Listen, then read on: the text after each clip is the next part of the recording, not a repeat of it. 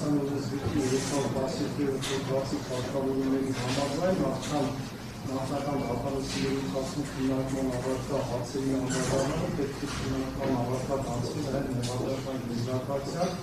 իրական դատավարության օրենսգրքի 202-րդ պահանջներին համապատասխանության հարցը եւ դե չի համապատասխանում, ապա հանրային մեղադրումը պարտավորեցնում է համապատասխանել օրենսգրության պահանջներին։ Զանազանալով մեղադրական եզրակացությանը ես գտնում եմ, որ այն չի համապատասխանում իրական դատավարության օրենսգրքի 202-րդ 4-րդ մասին։ Պարոն Ակոբյան, մի բան ասեմ, բացարկի հարցն ենք քննարկում։ Դե այս հարցը պետք է քննարկել որ բացարկի։ Ամենը հայտարարություն եմ անում, սա միջնորդություն չեմ ներկայացնում։ Լավ, որ 202-րդ մասի համաձայն մեղադրական եզրակացության պատճառաբանական մասում վերլուծում են մեղադրյալի մեղավորությունը հաստատող ապաստույցների պաշտպանություն մեղադրյալի բերված փաստարկները, դրանց ստուգման համար ձեռնարկված գործողությունները, ինչպես նաև այդ փաստարկները հետքերքող ապաստույցները։ Քանի որ քրեական գործի 22 հատուցումներում արդեն 12-ից ավելի անձին, որոնց ցուցումները ուղղակի կամ նաև անուղղակի հաստատում են մեղադրյալների անմեղությունը, կամ հերքում են մեղադրանքը կամ դրանց իմաստը, կամ հաստատում են որոշ անձանց ցուցումների հավաստիությունը կամ ոչ հավաստիությունը,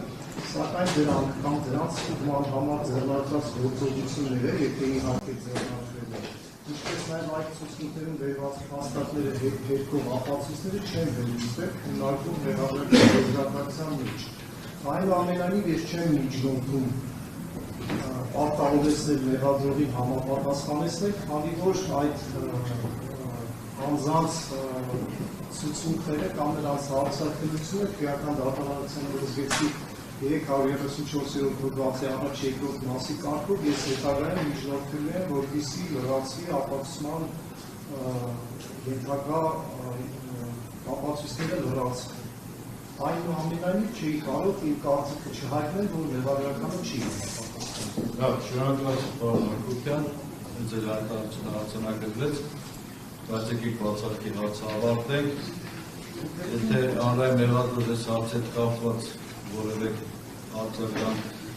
ցանկանում Բացարկան կատարել։ մի րոպե, այդ բացարկի հարցը քննարկելուց հետո բացարկի միջնորդության հետ կապված Դատարանին ինքնաբացարկ հայտարարելու կոչ կամ բացարկ հանրային մեղադրող Գորիկ Հովհաննիսյանը։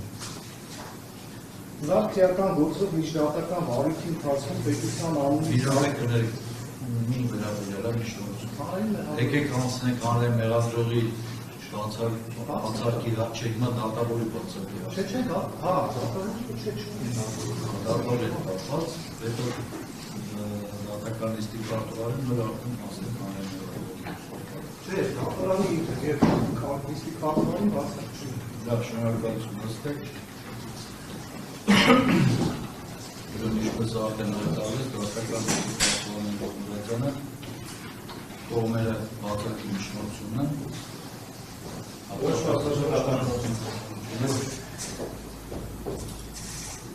Լավ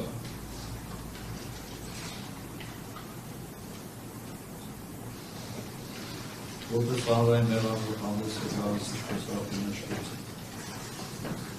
Գորիկ Հովհաննիսյանը դատախազի բացարկ հայտնել ինքերը քվարկված են հակերական դատավարության օրենսգրքի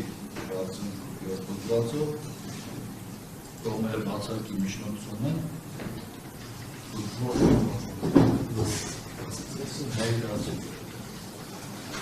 Նրա քրեական գործով միջդատական վարույթի ընթացքում պետության անունից դատախազության Հայաստանի Հանրապետության սահմանադրությամբ նախատեսված իրավասության շրջանակներում իր օրենքով իրեն վերապահված վերահսկողությունները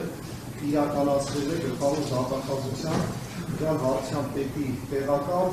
Գորիկ Հովհաննիսյանը, որ նաև հակակոռուպցիոն դատարանում հանդես է գալիս որպես հանրային մեղադրանքի կարգով իրականացվող վարույթում պետության անունից մեղադրանքի պաշտպանող դատախազ։ Դատախազի բացարկի իրավական հիմքերի առկայության հիմնավորումները։ Քրեական դատավարության օրենսգրքի 35-րդ հոդվածում ամրագրված է վարույթի հանրային մասնակիցների ինքնուրույնությունը, որի համաձայն Քրեական վարույթի ընթացքում իր լիազորություններն իրականացնելիս վարույթի հարայի մասնակիցը գործում է ինքնուրույն հիմնվելով օրենքի, իսկ օրենքով նախատեսված դեպքերում նաև իրավասու անձի օրինական հանձնարարությունների վրա։ Դատախազը ի թիվս այգի պատասխանատու է նաև քրեական հետապնդման կառուցման իրավաչափության, միջդատական վարույթի օրինականության, վարույթի հանրային մասնակիցների կողմից հարկադրանքի միջոցների կիրառման օրինականության, դատարանում հանրային մեղադրանքը պաշտպանելու համար։ Համաձայն Հայաստանի Հանրապետության դատական օրենսգիր սահմանադրական օրենքի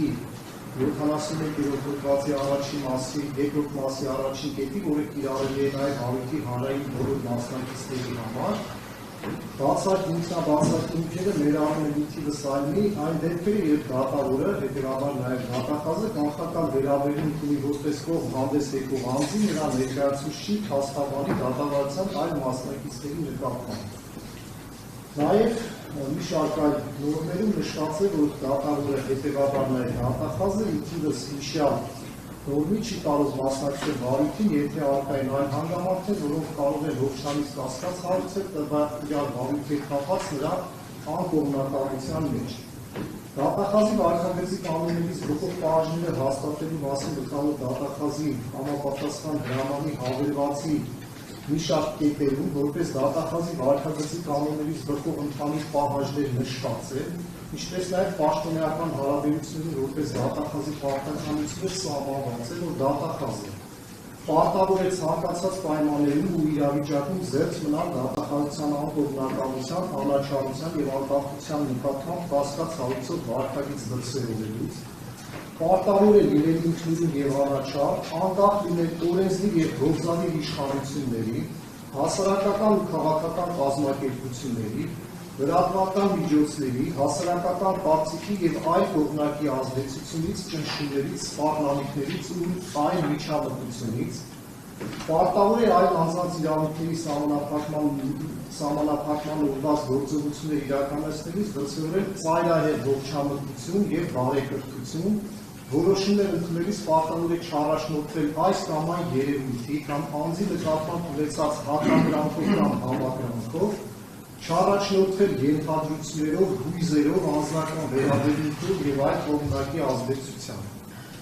Ծանոթանալով սուբյեկտական գործունեություններին, ինձ մոտ հանրային մեղադրողի անկողմնակալության, անաչառության, անկախության նկատմամբ, սուբյեկտական գործը նրա ինքնուրույն գործելու, զանազան կողմնակի ազդեցություններից, ճնշումներից և այլ միջամտություններից զերծ մնալու,